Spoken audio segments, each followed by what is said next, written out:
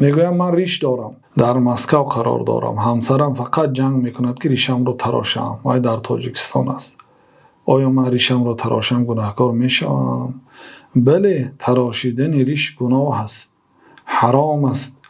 در 4 مذهب حکم تراشیدن ریش حرام است. مذهب امام ابو حنیفه رحمت الله علیه، مذهب امام مالک، مذهب امام احمد و در مذهب شافعی 2 روایت است. یکی آن 2 روایت حرام است، دیگری مکروه است.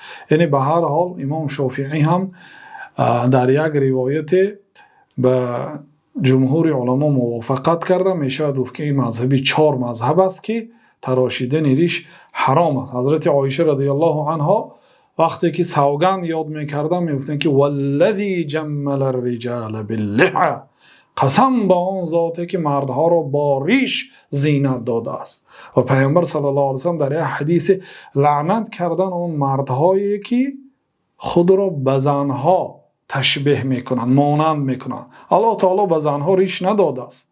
وقتی که مرد ریش خود را میتراشد خود را به زنها مانند کرده است. بعضی علما میگن که به لعنت گرفتار میشد به سبب همین عملش.